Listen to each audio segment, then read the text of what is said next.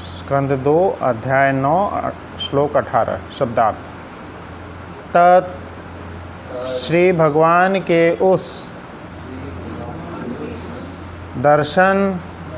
दर्शन से आह्लाद प्रसन्नता परिप्लुत अभिभूत होकर अंतरः हृदय के भीतर हृष्यत पुलकित तनु शरीर प्रेम भर पूर्ण दिव्य प्रेम में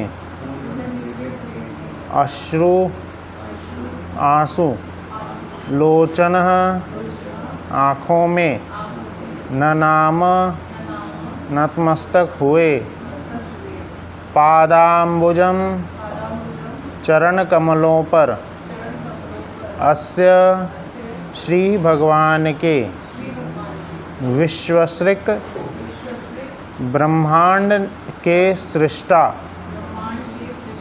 यत जो पारमहंसेन परम मुक्त पुरुष द्वारा पथ अधिगम्यते अनुसरण किया जाता है। अनुवाद। इस तरह श्री भगवान को उनके पूर्ण रूप में देखकर ब्रह्मा का हृदय आनंद से आप्लावित हो उठा और पूर्ण दिव्य प्रेम तथा आनंद से उनके नेत्र प्रेमाश्रुओं से भर गए। वे श्री भगवान के समक्ष नतमस्तक हो गए। जीव परमहंस के लिए परम सिद्धि की यही विधि है। तात्पर्य। श्रीमद् भागवतम के प्रारंभ में कहा गया है कि यह महान ग्रंथ परमहंसों के लिए निर्मित है।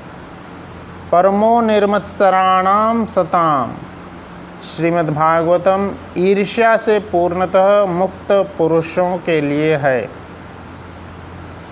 बद्ध जीवन में ईर्ष्या सबसे ऊपर से अर्थात पूर्ण पुरुषोत्तम भगवान के विरुद्ध ईर्ष्या रखने से शुरू होती है। सभी शास्त्र श्री भगवान की सत्ता को मानते हैं और श्रीमद् भगवद गीता में तो परमेश्वर के सगुण रूप का विशेष वर्णन हुआ है। यहाँ तक कि इस ग्रंथ के अंत में इस बात पर बल दिया गया है कि जीवन के क्लेशों से बचने के लिए मनुष्य को श्री भगवान की शरण में जाना चाहिए। दुर्भाग्यवश अपवित्र पृष्ठभूमि वाले व्यक्ति ईश्वर के व्यक्तित्व में विश्वास नहीं करते और हर व्यक्ति बिना किसी योग्यता के ईश्वर बनना चाहता है। बद्ध जीवों का यह ईर्ष्यालु स्वभाव ईश्वर के साथ तदाकार होने की अवस्था तक बना रहता है। अतः बड़े से बड़ा दार्शनिक भी जो ईश्वर के साथ तादात्म्य चाहता है और इस विषय पर तर्क करना चाहता है, वह अपने ईर्ष्यालु मन के कारण कभी भी परमहंस नहीं बन सकता। अतः जो लोग भक्ति योग में रत हैं, केवल वे ही जीवन की परमहंस अवस्था को प्राप्त करते हैं। यदि मनुष्य को यह दृढ़ विश्वास हो जाए कि दिव्य प्रेम में श्री भगवान की भक्तिमयी सेवा करने मात्र से वह परम पूर्ण अवस्था को प्राप्त कर सकता है, तो बस वहीं से भक्ति योग की शुरुआत हो जाती है। ब्रह्मा को इस भक्ति योग की कला पर विश्वास था। उन्होंने श्री भगवान द्वारा तप करने के आदेश पर विश्वास किया है और कठिन तप द्वारा वैकुंठ लोक तथा श्री भगवान के दर्शन प्राप्त करने में सफलता पाई। कोई भी मनुष्य मन या यंत्र के साधनों द्वारा परमेश्वर के धाम तक नहीं पहुंच सकता, किंतु केवल भक्ति योग की प्रक्रिया का अनुसरण करके वह वैकुंठ लोक को जा सकता है, क्योंकि श्री भगवान का साक्षात्कार भक्ति योग के द्वारा ही किया जा सकता है।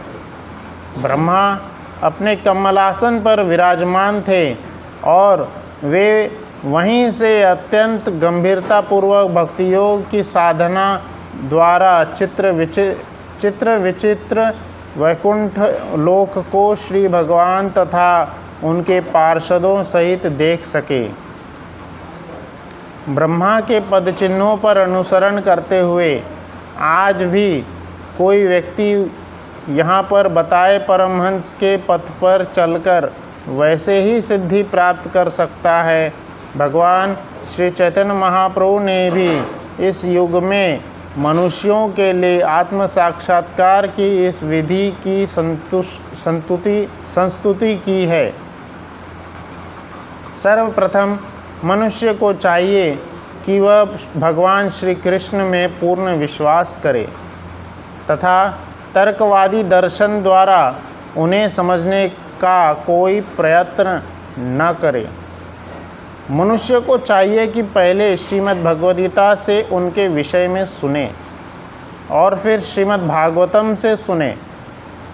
ऐसे उपदेशों को वह किसी भागवत से सुने, व्यावसायिक कथावाचक या किसी कर्मी ज्ञानी या योगी से नहीं। ज्ञान प्राप्त करने का यही रहस्य है। मनुष्य को सन्यासी बनना आवश्यक नहीं है। वह अपनी वर्तमान अवस्था में बना रह सकता है, किंतु उसे भगवत भक्ति की संगति ढूंढनी चाहिए। श्रद्धा तथा विश्वास के साथ उससे श्री भगवान की दिव्य कथा सुननी चाहिए। यहाँ पर संस्तुत परमहंस का पथ यही है। श्री भगवान के अनेक पवित्र नामों में से अजित भी एक नाम है, जिसका अर्थ है किसी दूसरे द्वारा कभी न जीते जाने वाला। फिर भी उन्हें परमहंस पद से जीते जा सकते हैं, जैसा कि परम गुरु ब्रह्मा ने करके दिखाया। ब्रह्मा ने स्वयं इस परमहंस पंथा को श्रीमद् भागवतम में अपने शब्दों में इस प्रकार बताया है। ज्ञाने प्रयासमुदापास्य नमन्त एव जीवन्ते सन्मुखरितं भवदीयवारतां स्थाने स्थिता श्रुतिगतां तनुवाङ्गामनोभिः ये प्रयशो अजित जितोऽप्सि तस्येपलोकम्। ब्रह्मा ने कहा, हे भगवान, जो भक्त परमात्मा के अस्तित्व में मिल जाने वाले चिंतन के मार्ग को त्याग कर प्रामाणिक साधु या संत से अपनी आपकी महिमा तथा लीलाओं का श्रवण करता है, अपने सामाजिक जीवन में वृत्तिपरक कर्तव्य का पालन करते हुए निष्कपट जीवन व्यतीत करता है, वह आपकी कृपा तथा दया को जीत सकता है, यद्यपि आप अजित हैं। यही परमहंसों का पथ है, जिसका अनुसरण स्वयं ब्रह्मा ने किया और बाद में सफलता प्राप्त करने के लिए औरों के लिए इसी की संस्तुति की। ओम अज्ञानतिमिरन्धस्य ज्ञानाञ्जनशलाकया चक्षुरुन्मीलितं येन तस्मै श्रीगुरवे नमः। श्रीचैतन्यमनोभीष्टं स्थापितं येन भूतले स्वयं रूप कदा मह्यं ददाति स्वपदान्तिं। वन्देऽहं श्रीगुरू श्रीयुतापदकमलं श्रीगुरून् वैष्णवांश्च श्रीरूपं साग्रजातं सगणा ललिता श्रीशाखान्वितांश्च। हे कृष्ण करुणा सिंधु दीनबंधु जगत्पते गोपेश गोपिकाकांत राधाकांत नमोस्तुते। तप्त कांचन गौरांगी श्री राधे वृंदावनेश्वरी ऋषभानुसुते देवी प्रणमामि हरिः। नीलाचल निवासाय नित्याय परमात्मने भगवद्र सुभद्राभ्यां जगन्नाथाय ते नमो नमः। जय श्री कृष्ण चैतन्य प्रभु नित्यानंद श्री अद्वैत गिरिधर श्रीवासादि गौर भक्तवृंद। हरे कृष्ण कृष्ण कृष्ण हरे हरे, हरे राम राम राम हरे हरे। हरे कृष्ण। आप सभी का स्वागत है आज की श्रीमद् भागवतम की कक्षा में। आज बहुत ही सुंदर श्लोक है। कल के श्लोक में बताए गए थे कि श्री भगवान अपने सिंहासन पर विराजमान थे और विभिन्न शक्तियों से यथा 4, 16, 5 तथा 6 प्राकृतिक ऐश्वर्यों के साथ अन्य छोटी एवं क्षणिक शक्तियों से घिरे हुए थे, किंतु वे वास्तविक परमेश्वर थे और अपने धाम में आनंद ले रहे थे। तो ब्रह्मा जी ने कल अर्थात 17वें श्लोक में कैसे श्री भगवान अपने ऐश्वर्यों के साथ में आनंद ले रहे हैं अपने आसन पर वैकुंठ लोक में, इसका वर्णन किया। आज के इस 18वें श्लोक में भगवान, वैसे तो भगवान को पूर्ण रूप से नहीं देख सकते, पर अब इसके आगे एक श्लोक और है और फिर उसके बाद में श्री भगवान अब बोलना चालू कर देंगे। अब दर्शन हो जाएगा, अब बोलना चालू करें। जैसे हम किसी के घर जाते हैं तो पहले देखते हैं, फिर वो बोलता है क्या हुआ, क्यों आए मतलब आने का आपका क्या कारण, बैठिए आइए बात। तो अब दर्शन हो गया है, अब जो है वार्तालाप होगा। तो ये श्लोक उस दर्शन की एक तरह से पूर्णता है।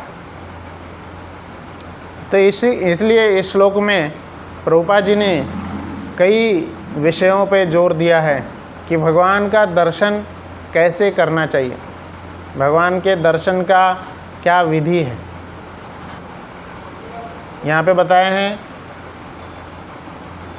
भगवान को, श्री भगवान को उनके पूर्ण रूप में देखकर ब्रह्मा का हृदय आनंद से अपलवित हो उठा। पूर्ण दिव्य प्रेम तथा आनंद से उनके नेत्र प्रेमाश्रुओं से भर गए।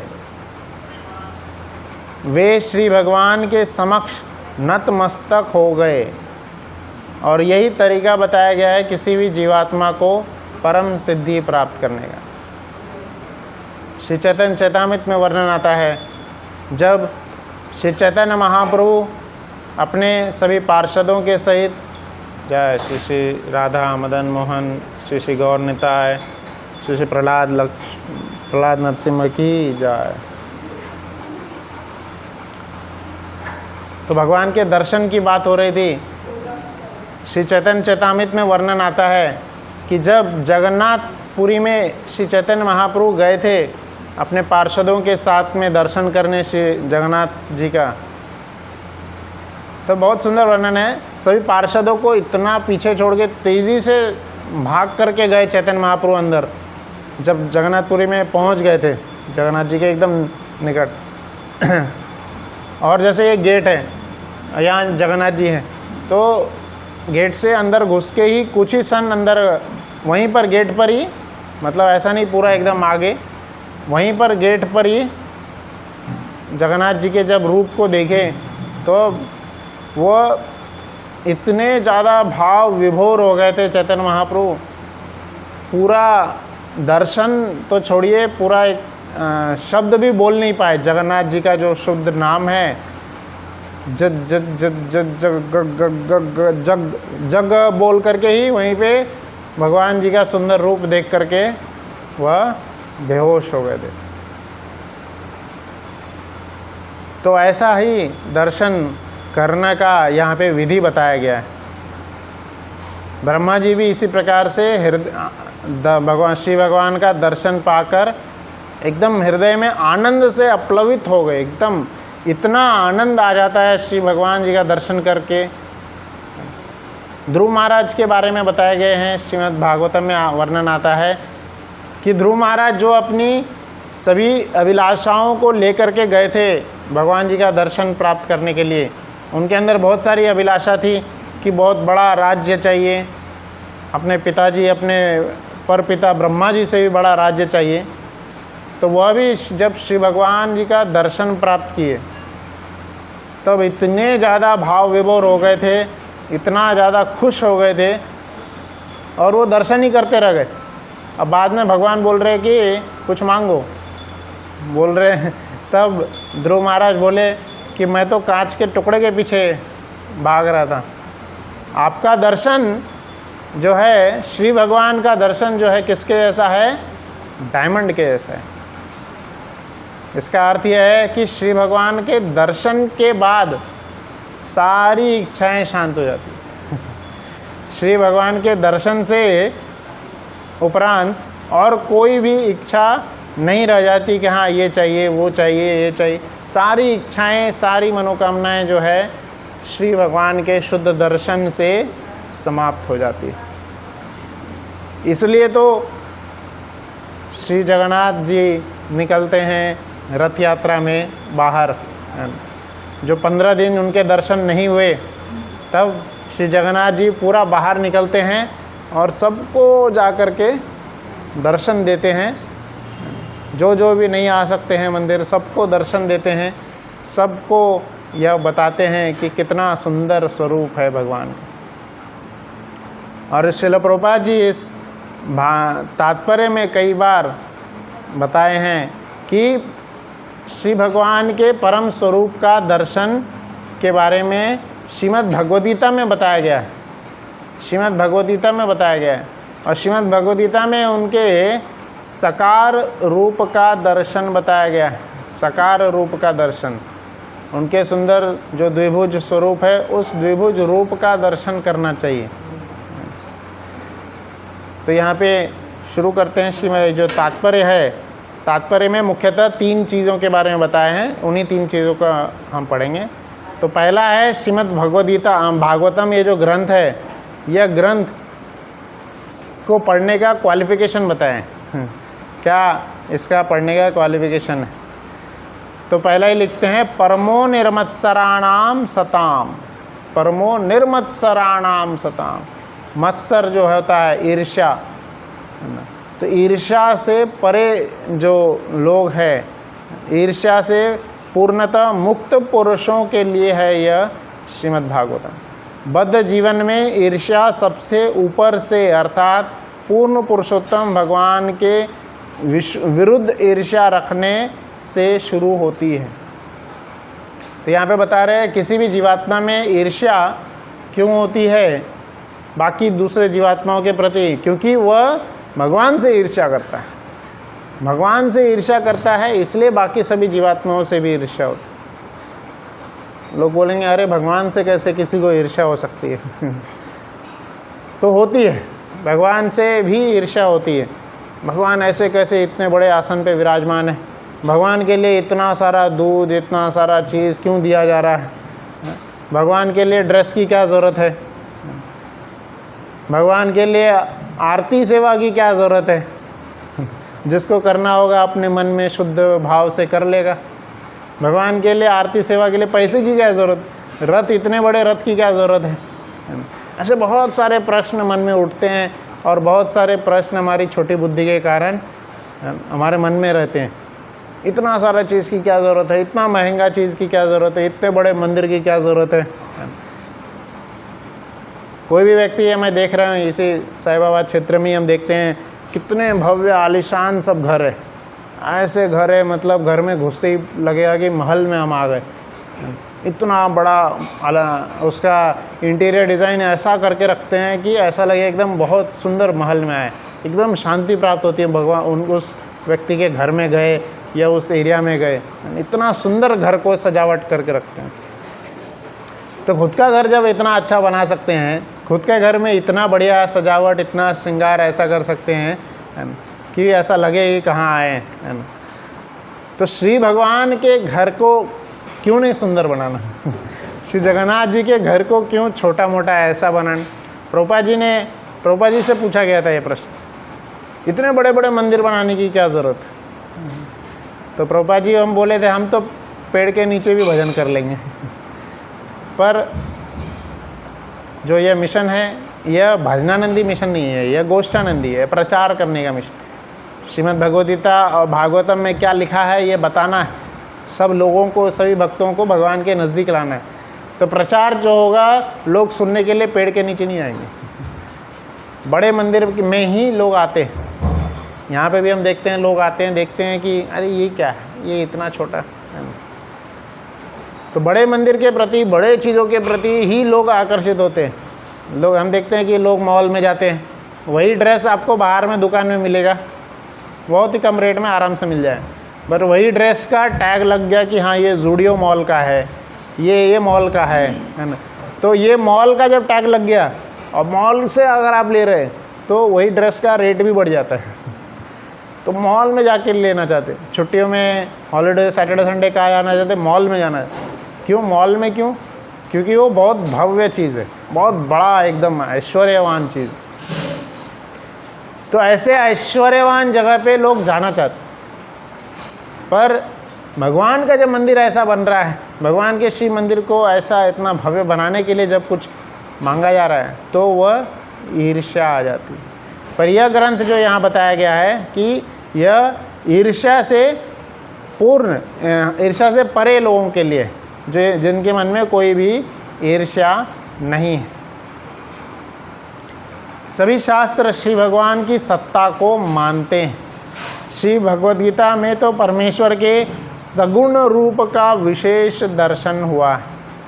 तो जो भी व्यक्ति जीवन के क्लेशों से बचना चाहते हैं, हमारे जीवन में कई सारे प्रकार के क्लेश हैं, है ना, कई सारे, मुख्यतः तो 3 क्लेश बताए ही गए हैं, आदि भौतिक क्लेश, आध्यात्मिक क्लेश, है ना।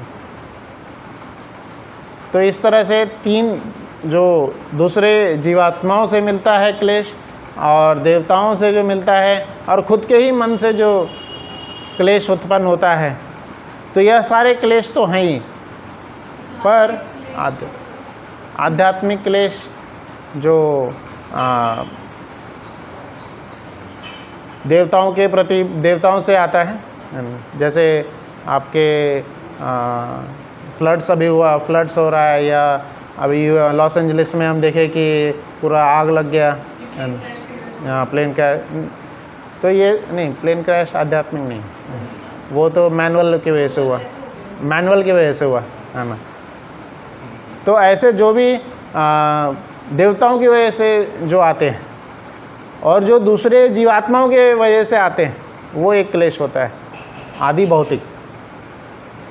दूसरे जीवात्मा इवन जैसे हमारे पड़ोसी हैं, हमारे मित्रगण हैं, और कुछ नहीं तो इवन मच्छर है ना, कोई मच्छर भी एक जीवात्मा ही है, तो दूसरे जीवात्माओं से क्लेश आ रहे हैं, तो ये एक कैटेगरी है। और तीसरा है कि हमारे मन से हमें क्लेश आ रहा है, हम यहाँ बैठे हुए हैं, हम बैठना चाहते हैं, सुनना चाहते हैं, बट फिर भी हमारा मन नहीं बैठने देता है। हमारा मन हमें बोलता है कि उधर जाना है, उधर जाना है, मन में बहुत सारे प्लान्स हो रहे होते हैं, इतने सारे प्लान, और इतनी तीव्रता से मन उसको बोलता है कि हम उठ करके चले जाते हैं। हालांकि बाहर जाके कुछ काम नहीं है, बाहर जाके भी वैसे ही बैठे रहना है, वहीं पे कोई काम। पर यहाँ भागवतम में, मंदिर में जब हम बैठेंगे तब मन में क्या विचार आएगा, एकदम तीव्रता से विचार आता है कि वहाँ जाना है, वो काम करना है, वो काम करना है, वो अर्जेंट है, यहाँ जाना है, वहाँ जाना है। आप जैसे देखेंगे हम जप करने बैठते हैं, तो जैसे ही जप करने बैठेंगे कुछ ना तो कुछ विचार मन में आने लगेगा, और इसी विचार का जो, बहुत सारा विचार का जो पहाड़ आ जाता है, बाढ़ आ जाती है, उसी कारण से लोग क्या बोलते हैं कि एक माला बस हो गया एक माला ही बहुत हो गया। इसलिए श्रील प्रभुपाद जी को एक व्यक्ति, उनके शिष्य ने पूछा था कि मन को कैसे कंट्रोल करें जप करते समय। तो प्रभुपाद जी ने बोले मन का जप करने में कोई रोल नहीं, जब हम करते हैं तब सिर्फ हमें बोलना है और सुनना है, मन का कोई रोल नहीं। हरे कृष्णा कृष्णा कृष्णा हरे हरे, हरे राम राम राम हरे। तो इसलिए बता रहे हैं बद्ध जीवों का यह ईर्ष्यालु स्वभाव ईश्वर के साथ तदाकार होने की अवस्था तक बना रहता है। तो ये ईर्ष्यालु स्वभाव कब तक रहेगा? जब तक वो पूर्ण रूप से भगवान में नहीं मिल जाते हैं। भगवान से मिल जाने तक में रहेगा ईर्ष्यालु स्वभाव। ऐसा नहीं है कि भगवान का दर्शन प्राप्त कर लिए तब ईर्ष्यालु स्वभाव जो है ख़त्म हो जाएगा। हम देखते हैं कि जो शिशुपाल थे वो तो भगवान का दर्शन सामने खड़े होकर कर रहे थे, पर उस समय भी उनको भगवान से ईर्ष्या तो हो ही रही थी। वो उनको और बोले जा रहे थे, निगेटिव बातें, अपशब्द सब बोले जा रहे थे, कई सारे चीज़ें बोले जा रहे। इवन दुर्योधन भी, उनके जो मामा थे, तो सब लोग भगवान से इतना ज़्यादा ईर्ष्या करते थे। जैसे जब शांति दूत बन के भगवान श्री भगवान गए थे, तब वो ईर्ष्या का जो लेवल है इतना ज़्यादा हो गया था। दुर्योधन क्या बोल रहे थे कि बंदी बना लो इसको। कृष्ण को बंदी बनाने की बात करने लग गए थे। कृष्ण को हम बांध के रख देंगे। तो यह क्या है? ईर्ष्या का ही स्वरूप है। पर यहाँ पे बता रहे भगवान कि ये जो श्रीमद् भागवतम है परमहंस के लिए बना है, परमहंस के लिए। ईर्ष्यालु मन के कारण कभी भी परमहंस वह व्यक्ति नहीं हो सकता। यदि मनुष्य का यह दृढ़ विश्वास हो जाए कि दिव्य प्रेम में श्री भगवान की भक्तिमय सेवा करने मात्र से वह परमपूर्ण अवस्था को प्राप्त कर सकता है, तो बस वहीं से भक्ति योग की शुरुआत हो जाती है। तो अब प्रभुपाद जी टर्न कर रहे श्रीमद्, ये जो तात्पर्य बताया था, 3 चीज़ है इसमें। तो पहला है ईर्ष्या को ख़त्म करने के बारे में बताएं। यह श्रीमद् भागवतम ईर्ष्या से परे लोगों के लिए, परमो निर्मत्सराणाम सताम। तो ईर्ष्या धीरे धीरे कैसे ख़त्म होगी? तो अब यहाँ पे अंत में यहाँ पे थोड़ा सा टर्न कर रहे। ईर्ष्या जब हम भक्ति योग के विधि का पालन करेंगे तो धीरे धीरे धीरे करके वह ईर्ष्या समाप्त होगी। नहीं तो वो इतना ज़्यादा हमारे मन में सभी के प्रति ईर्ष्या है, हर व्यक्ति के प्रति ईर्ष्या है। तो यह बता रहे ब्रह्मा जी का एग्जाम्पल दे रहे हैं, कैसे ब्रह्मा जी भी भक्ति योग की कला पर विश्वास रखते हुए धीरे धीरे जो है भगवान के नज़दीक गए, भगवान का दर्शन प्राप्त किए। तो क्या था वह विधि? भक्ति योग के द्वारा। किस विधि से प्राप्त किए? तप के द्वारा। तप के द्वारा उन्होंने श्री भगवान के द्वारा तप करने के आदेश पर विश्वास किया। कठिन तप द्वारा वैकुंठ लोक तथा श्री भगवान के दर्शन प्राप्त करने में सफलता पाई। तो यहाँ पे कठिन तपस्या पे जोर दिया है। ईर्ष्या तो रहेगी, हमेशा रहेगी। जैसे मन हमारा, बहुत सारा विचार हमारे मन में आते रहते हैं, बहुत सारे ईर्ष्यालु विचार, बहुत सारे अलग अलग प्रकार के विचार आते हैं। तो उनको हटाने का जो फॉर्मूला बताया गया है, क्या बताए हैं? इग्नोर करना है, इग्नोर करना है। जैसे हरदास ठाकुर जी ने किए थे, हरदास ठाकुर फार्मूला बताया जाता है। तो हरदास ठाकुर जी ने जब तपस्या कर रहे थे तो उनको जब माया देवी आकर के बोल रही थी कि उनसे वह मिलन करना चाहती थी, उनसे वह संग करना चाहती थी, तो हरदास ठाकुर ने उनको क्या बोले थे? मैं ज़रूर आपसे संग करूँगा। उनको सीधा मना नहीं कर दी। क्या बोले? मैं आपसे ज़रूर संग करूँगा, पर मेरा माला ख़त्म होने दो, उसके बाद करूँगा। मेरा माला थोड़ा सा जब ख़त्म हो जाएगा, मैंने प्रण लिया है मैं इतना माला करूँगा, तो जब मेरा माला ख़त्म हो जाएगा आप थोड़ी देर बैठ जाइए, सुनिए। जैसे ही मेरा माला ख़त्म हो जाएगा मैं आपका साथ संग करूँगा, आपके सभी विचार को मैं सुनूँगा। तो वह जो थी बैठ गई, सुनते रह गई। पूरा दिन गुजर गया, पूरी रात गुजर गई, माला ही नहीं हुआ।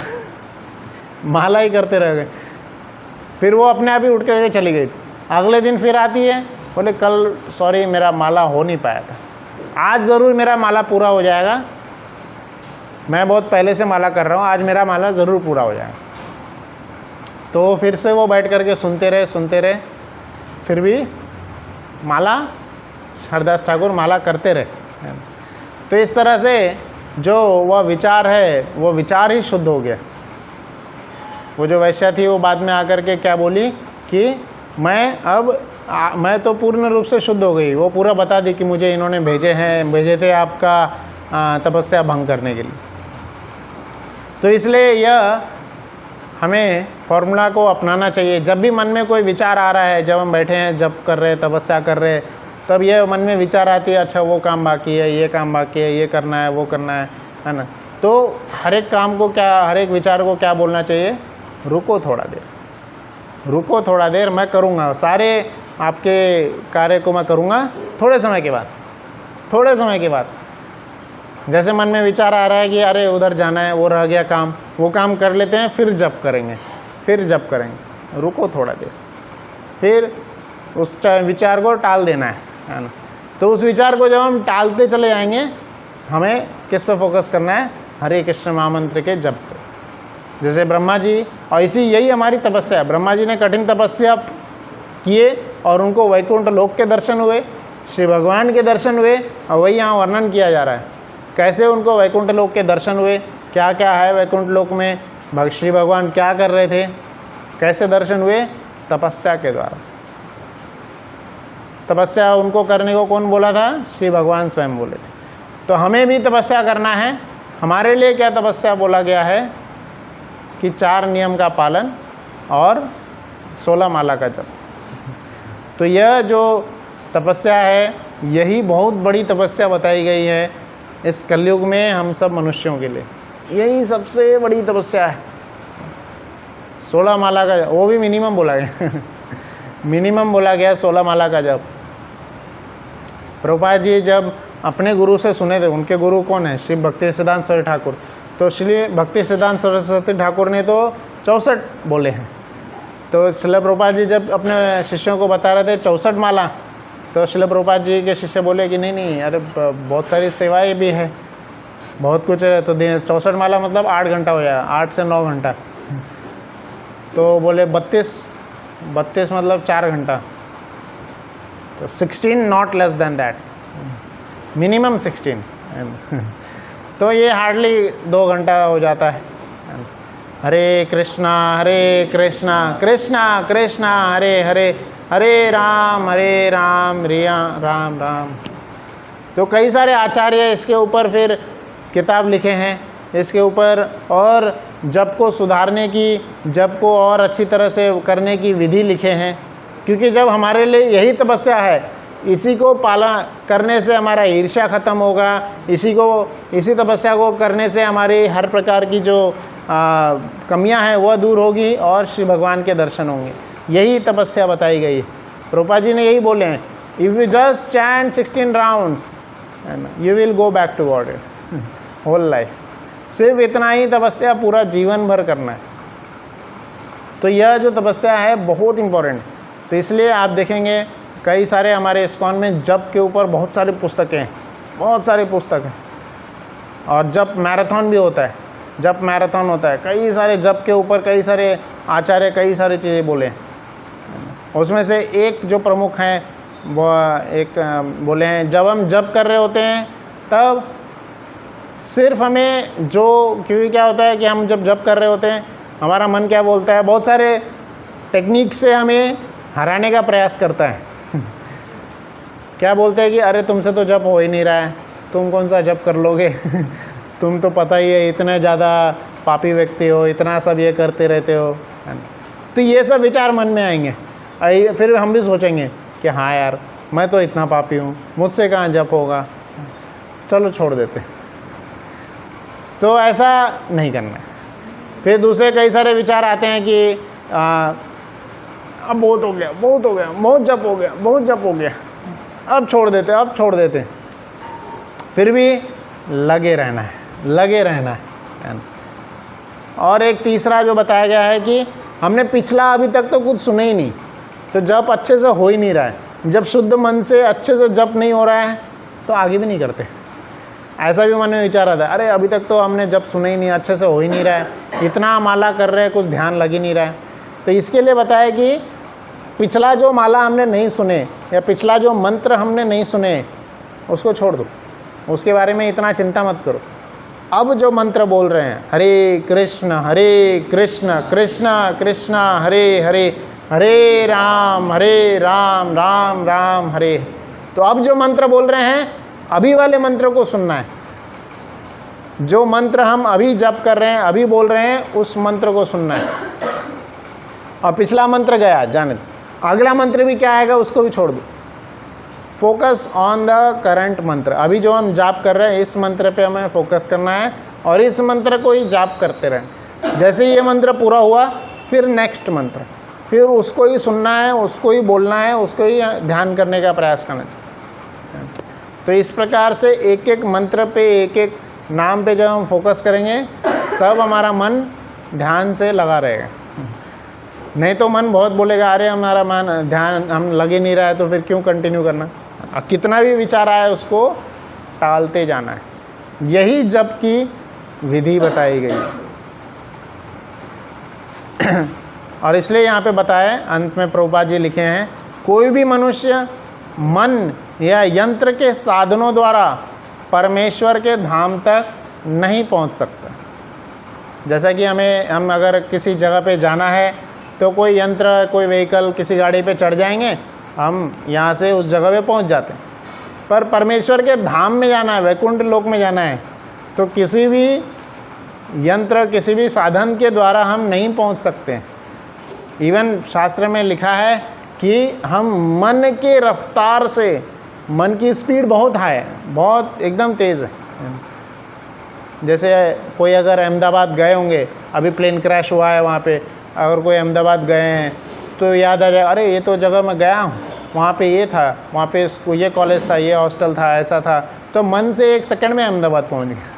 मन से 1 सेकंड में हम किसी भी जगह पे पहुँच सकते हैं। जो भी हम जगह पता है जहाँ पे गए हैं, मन से किसी भी जगह पे हम बहुत ही कम समय, 1 सेकंड से भी कम समय में पहुँच सकते हैं। तो मन की स्पीड बहुत ज़्यादा है। और बताया गया कि मन की स्पीड से भी ज़्यादा स्पीड से अगर कोई व्यक्ति लाखों साल तक ट्रैवल करते रहेगा तो भी वैकुंठ लोक नहीं पहुंच सकते, तो भी भगवान के धाम में नहीं पहुंच सकते हैं। किंतु केवल भक्ति योग की प्रक्रिया का अनुसरण करके वह वैकुंठ लोक जा सकता है।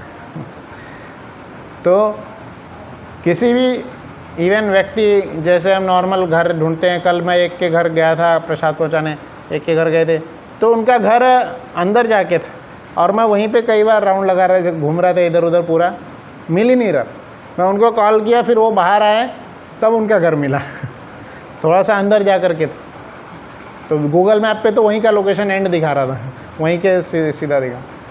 तो किसी भी इवन व्यक्ति के घर जाना है तो जब तक वो स्वयं आकर के लेके नहीं जाते, हम कैसे उन तक घर पर पहुंच सकते हैं। तो उसी तरह यहाँ पे भगवान स्वयं बता रहे हैं कि जब से इस भक्ति योग का प्रक्रिया का अनुसरण करेंगे तभी हम भगवान के धाम में जा सकते। भगवान के धाम में खुद के एंडेवर से, खुद के प्रयास से नहीं जा सकते। जब भगवान ने जो विधि बताए हैं, गुरु ने जो विधि बताए हैं, उसका अच्छी तरह से पालन करते रहेंगे, सही से विधि पूर्वक पालन करेंगे, तभी जा सकते हैं। तो पहले पार्ट में, इस तात्पर्य के पहले पार्ट में ईर्ष्या से मुक्त होने के बारे में बताए हैं। दूसरे पार्ट में अब ये तपस्या के ज़रिए कैसे भगवान के धाम को प्राप्त किया जा सकता है, ये बताए हैं। और तीसरे पार्ट में श्रील प्रभुपाद जी इस तात्पर्य के तीसरे पार्ट में बता रहे हैं कि यह तपस्या की विधि जो श्रीमद् भगवद गीता और श्रीमद् भागवतम में लिखी हुई है, इस ग्रंथ को किससे सुनना चाहिए, यह यहाँ पे बताए हैं।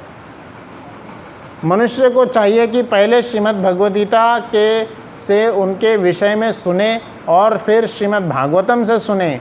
ऐसे उपदेशों को वह किसी भागवत से सुने, व्यावसायिक कथावाचक या किसी कर्मी ज्ञानी या योगी से नहीं सुनना चाहिए। तो यहाँ पे बता रहे हैं कि श्री भगवान के बारे में अगर जानना है, उन तक पहुँचना है, तो पहले श्रीमद् भगवद गीता से उनके बारे में सुनना चाहिए। श्रीमद् भगवद गीता पढ़ना है, श्रीमद् भगवद गीता से श्री भगवान के बारे में, श्री भगवान के धाम के बारे में, श्री भगवान के रूप के बारे में सुनना है। फिर उसके बाद श्रीमद् भागवतम से सुनना है। तो भगवान के बारे में जानने का एकमात्र प्रोसीजर है क्या है? सुनना। इसलिए बताया जाता है कि हम भगवान का दर्शन आँखों से नहीं कर सकते। कई लोग बोलते हैं हटो हटो मोगा, आगे जाना है, आगे जाना है, आगे जाके एकदम सामने खड़े होकर दर्शन करेंगे। तो श्री भगवान का दर्शन आँखों से हम नहीं कर सकते। इन आँखों से हम क्या ही देख पाएंगे? तो मूर्ति ही दिखेंगे, प्रतिमा नहीं, तुम्हें साक्षात व्रजेंद्र नंदन। यह भगवान की ऐश्वर्य के बारे में जब हम सुनेंगे, उनकी दिव्य प्रेममयी लीलाओं के बारे में जब हम सुनेंगे, तब उनका दर्शन प्राप्त होगा। तो ये उनका दर्शन जो है कानों से प्राप्त होता है।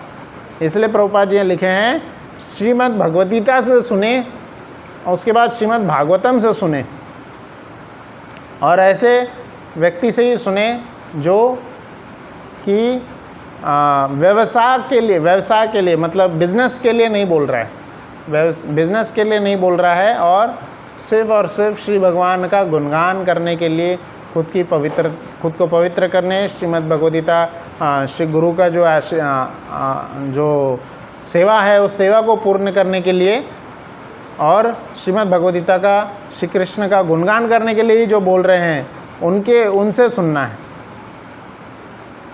ज्ञान प्राप्त करने का यही रहस्य है। मनुष्य को सन्यासी बनना आवश्यक नहीं है।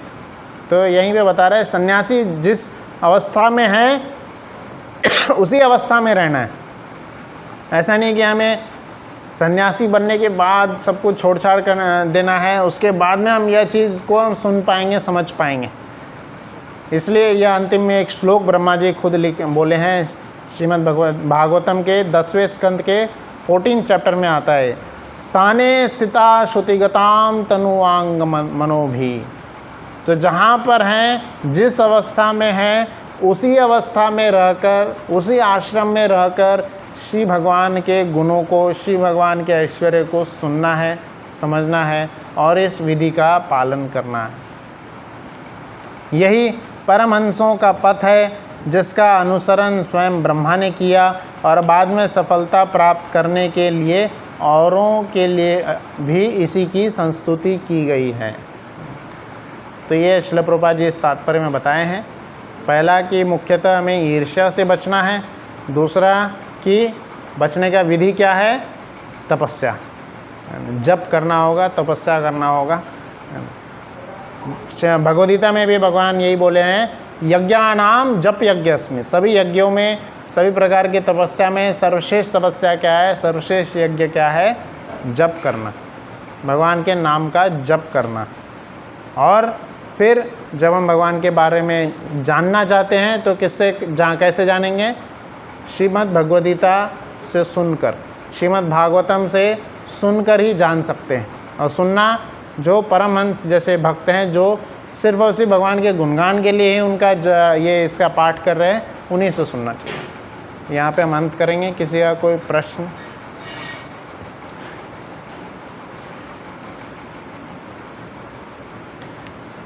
तो ये अंत करेंगे। श्रीमद्